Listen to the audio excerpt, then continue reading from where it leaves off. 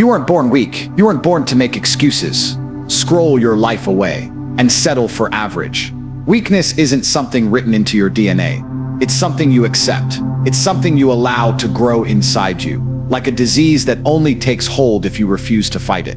Every time you decide to skip the gym, sleep in, procrastinate, or talk yourself out of taking action, you're casting a vote for weakness. You are training your mind and body to be soft. You're telling yourself, I'm okay with being less, and the universe listens.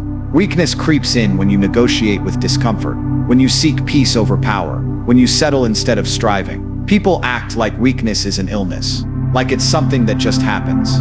I can't help it, they say. I'm not motivated, they say. Nonsense. Weakness is a decision, a moment-to-moment decision. It's waking up and saying, today I'll take it easy. It's looking at the challenge and turning away. Every time you back down, weakness grows roots. You don't trip and fall into weakness. You decline into it. Slowly, one compromise at a time, and the world will reward you for it. Yes, it will. With mediocrity, regret, and a grave of forgotten potential. But understand this, no one is coming to save you. No mentor, no coach, no parent, no partner. No one can stop weakness for you. You must become the cure. You must be the firewall between your potential and your destruction. If you want strength, you have to earn it. You want success, then stop acting like a victim. Stop thinking your emotions are more important than your obligations. Strength doesn't care how you feel. You think champions wake up motivated every day. They wake up disciplined. They do what has to be done, regardless of mood. That's the difference between the weak and the powerful. Consistency over comfort. Look around. The world is full of people who've accepted weakness. They've bought the lie that life is supposed to be easy, that if something is hard, it's not for them. These are the people who never push. They never fight. They live to be liked, not respected. They spend their time gossiping, scrolling, binge-watching nonsense, running from discomfort. And when life hits them, they fall apart, because they've trained for nothing. They've built no armor, no grit, no fire. So when hardship comes, and it always does, they cry and collapse. You must choose to be different. You must reject weakness in every form. Physical, mental, emotional. You don't need to be perfect. You need to be relentless. You need to adopt the mindset that says, I will not allow weakness to exist in me. That means waking up before the sun. That means lifting when your body hurts. That means saying no to distractions, no to laziness, no to instant gratification. It means replacing soft habits with hard ones. It means holding yourself to a higher standard than anyone else ever will. Weakness wants you to settle. It wants you to find comfort in failure. It whispers, it's okay, you've done enough, rest. And the second you listen, you lose. You must become the type of person who sees comfort as a trap, who sees weakness as poison. You don't get stronger by staying warm and cozy. You get stronger by getting uncomfortable on purpose. You forge strength in cold showers, in silence, in sweat, in pain, in sacrifice. You become hard to kill, mentally, spiritually, physically. You need to understand that the enemy isn't just outside, it's inside. That soft voice telling you to skip, to quit, to wait until tomorrow. That's weakness. It's not you. It's the part of you that has to die. And you kill it with action. You silence it by doing what it fears most. Pushing forward, building yourself, dominating your day. Every time you do what weakness hates, you're taking back control. You're stacking up small wins. You're hardening your mind. And eventually, weakness doesn't even speak anymore. Because it knows it can't live where you're fired. People say, but I'm tired. Good. That's where the test begins. Real strength isn't built when everything is going your way. It's built in exhaustion. It's built in the moments when quitting looks easy. Weakness wants you to believe that life owes you rest. That if you're struggling, you should slow down. That failure is proof you should stop. But the truth is the opposite. Struggle is the forge. It's the exact moment where growth happens. Pain is the price for progress. Suffering is the tuition for greatness. You want to be powerful? Then stop asking for it to be easy. Stop begging for less resistance. You don't get diamonds without pressure. You don't get steel without fire. You don't get greatness without suffering. So embrace it. Stop complaining about what you're going through. And start use it. Let it shape you into someone unstoppable. Let every moment of weakness remind you of the man or woman you refuse to be. Let every failure fuel your obsession to become better. And don't wait for motivation. That's another lie. Motivation is for the weak. It comes and goes like the wind. Discipline is forever. Discipline shows up when motivation dies. It's what carries you through the nights where you feel broken. It's what lifts you when no one else will. It's what makes you rise from your own ashes, again and again, until nothing can hold you down. That's how warriors are made. That's how leaders are built. Reject weakness, like your life depends on it, because it does. Weakness destroys dreams, relationships, health, wealth, everything. It is the enemy hiding in your comfort zone. The second you choose strength over weakness, everything changes. You walk different. You speak different. You stop seeking approval and start commanding respect. People sense the fire in you. You attract power because you become power. And the world begins to respond to you like you matter. Because finally you do. Pain isn't your enemy. It's your ally. It's your fuel. The problem is society has lied to you. It told you that pain is something to avoid, something to be scared of, something to run from. They made you believe that the goal is to be comfortable, to live soft, to float through life without discomfort. And that's why most people are weak, unfulfilled, and lost. Because they run from the one thing that was designed to sculpt them into beasts. The truth is this: every time you feel pain, whether it's physical, emotional, or mental, you're standing at the gates of transformation. Pain is the currency you pay for power. And the only ones who ever rise are those who learn to embrace it. You think champions don't suffer. You think high performers glide through life untouched by pain. No, they suffer more than anyone. But here's the difference. They don't flinch. They don't whine. They don't ask why me. They look pain dead in the face and say, let's go. Because they know pain has one job: to strip away weakness, to burn away your excuses, to force you to evolve. Every moment you endure discomfort, you're upgrading. You're becoming sharper, faster, more dangerous. You're becoming someone who can no longer be broken. And that's rare in today's world. People want results without sacrifice. They want strength without struggle. They want status without scars. That mindset is for amateurs. It's for people who talk big, but break under pressure. The real ones, they live in the fire. They crave the resistance, because they understand something most people never will. Pain is proof that you're doing something that matters. It's the signal that you're growing. The discomfort you feel in the gym, in your hustle, in your isolation, it's not punishment, it's construction. It's the hammer and chisel carving the future. You out of the stone of mediocrity. Ask yourself, when was the last time you truly suffered for your vision? When was the last time you were so sore, so exhausted, so mentally drained, that you questioned if you could keep going, but did anyway? That's when the shift happens. That's when the weak version of you starts to die, and the weapon inside you begins to awaken. You don't evolve by sitting on your couch, eating comfort food and consuming mindless content. You evolve by bleeding for something, by waking up in pain and choosing to keep going, by falling and standing up with more force than before. People today avoid pain at all costs. They run to distractions, food, entertainment, social media, pills, just to avoid a single ounce of discomfort. But what they don't realize is that the more they run from pain, the more fragile they become. They're training themselves to be weak.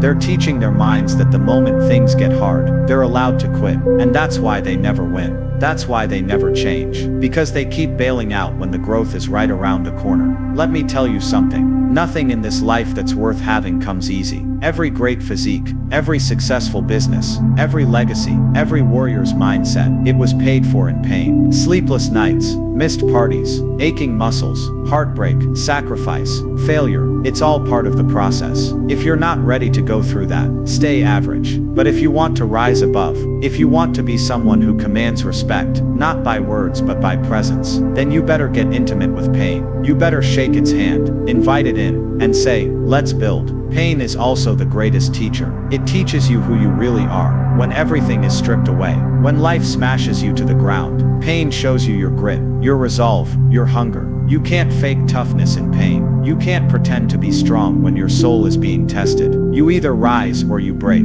And that's the raw truth most people avoid. But you, if you want to be built different, you better chase those moments. You better stop avoiding hardship and start hunting it. When the alarm clock rings at 5 a.m. and your body begs for sleep, that's pain. When your friends are out partying and you're working on your goals alone, that's pain. When you hit the wall during your workout and push through anyway, that's pain. And every time you embrace it, you level up. You train your mind to stop fearing pain and start thriving in it. You rewire your brain to see suffering as growth. Suddenly life stops being a struggle and starts becoming a battlefield where you dominate. Because here's the secret, no one tells you, pain is temporary, but the strength it gives you is permanent. That soreness fades, that loneliness passes, but the lessons, the discipline, the power you gain, it stays. You become unshakable. You stop being controlled by emotions, by fear, by external noise. You become focused, dangerous, unstoppable. That's what pain offers, if you're willing to endure it. So stop complaining. Stop looking for an easy route. Stop trying to dodge pain and start welcoming it. The more it hurts, the deeper the growth. You want that dream body, prepare to hurt. You want to master your craft, prepare to suffer. You want to dominate life, prepare to bleed. Because the path to greatness is covered in scars, and only those who wear them proudly make it to the top. Understand this, pain is not a signal to stop, it's a signal to keep going. It's a green light for transformation. Every drop of sweat, every ounce of effort, every tear you shed, it's all a down payment on the future you. The strongest version of you is waiting, but he won't show up until you've paid the price in pain. And when you do, when you stop fearing discomfort and start feeding off of it, you become someone this world cannot break. You become the man or woman who walks into any room and doesn't need to speak to be respected, because your presence screams strength. That power is inside you, but it can't be accessed through comfort. It can only be unlocked through pain. So don't avoid it, don't fear it, embrace it like it's the only way out, because it is. The most dangerous thing you can ever do is let yourself believe you're a victim. That mindset is poison. It will strip you of your power, your drive, and your ability to lead your own life. The moment you start pointing fingers at others for your failures, you've already lost. Life isn't fair. It never was, and it never will be. But that doesn't matter. What matters is what you do in response. Weak people sit around waiting for the world to fix their problems. Strong people take full responsibility,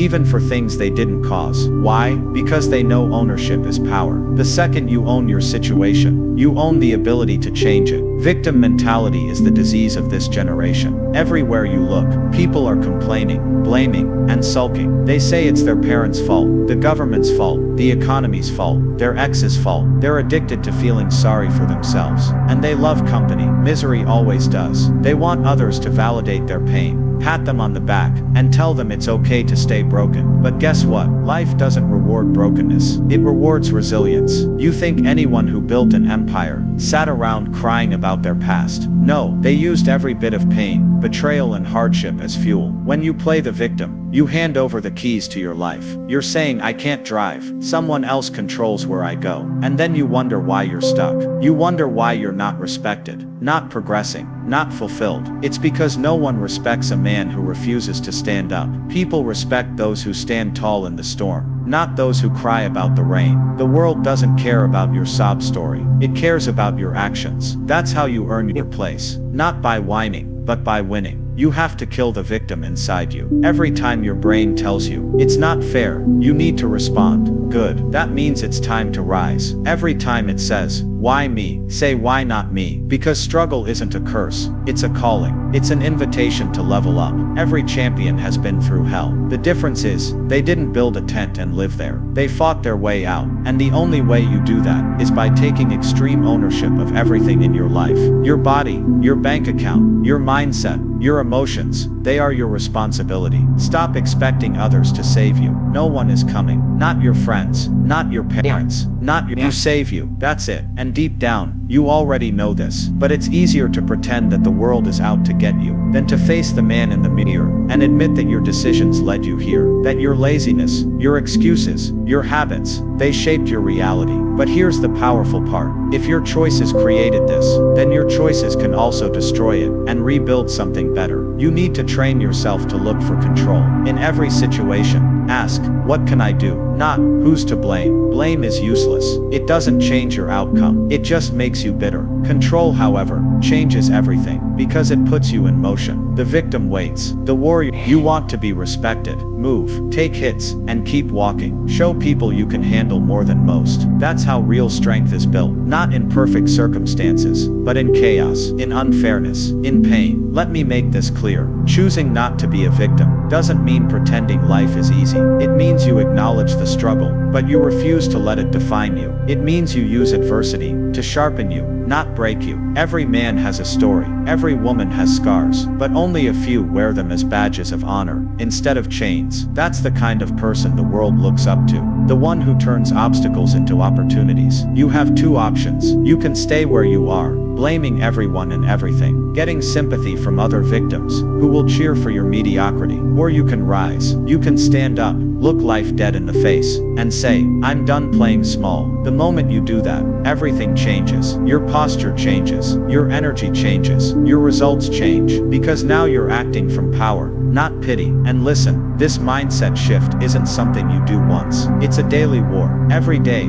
the world will give you reasons to feel like a victim. Every day, you'll face situations that are unfair, people who betray you, and moments that test your limits. But you get to choose your response. You can fall back into self-pity, or you can rise up with resolve. That's what separates winners from whiners. It's not talent. It's not luck. It's mindset. Ruthless, relentless, no excuse mindset. Don't get it twisted. This isn't about being emotionless. It's about being emotionally disciplined. You can feel pain. You can feel frustration, but you don't act from those emotions. You act from strength. You take those feelings and convert them into action, into focus, into fire. That's what builds character. That's what makes you someone who can't be ignored. And here's the final truth. No one respects a victim. People may pity you. They may say kind words, but deep down, they don't want to follow someone who's ruled by their pain. They follow leaders. They follow warriors. They follow those who rise, not those who beg. So if you want to lead your own life, your body, your business, your family, then you need to kill the victim and crown the victor. It's your life, no one else's. Own it, control it, dominate it. You've got every tool you need already inside you,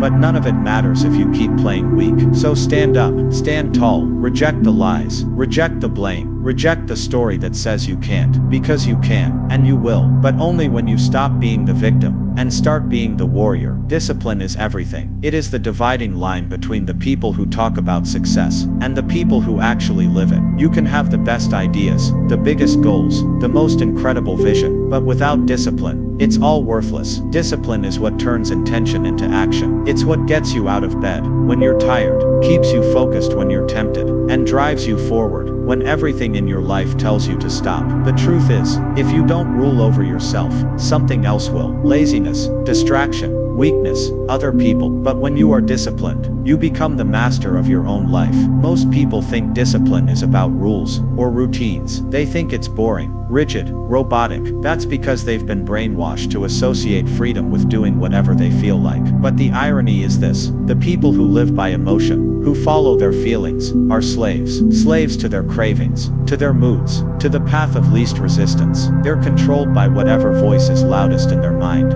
At the moment, hunger, fear, lust, procrastination. That's not freedom. That's chaos. That's self-destruction. True freedom comes from self-control, from building a system, a standard, and sticking to it, even when you don't feel like it. Discipline is not about being in control once. It's about being in control every single day. It's about doing what needs to be done, even when no one is watching, especially when no one is watching. That's the real test. Anybody can act tough when the spotlight is on them, but real warriors train in the dark. They sacrifice when no one sees it. They grind when there's no applause. That's the difference between those who pretend and those who are forged by fire. Discipline is what separates boys from men, wishers from winners, followers from leaders. Let's be honest, you know what you need to do. Everyone does. But the gap between knowing and doing is where most people lose. Why? Because they rely on motivation. Motivation is weak. It comes and goes like the weather. It might be there, when you watch an inspiring video,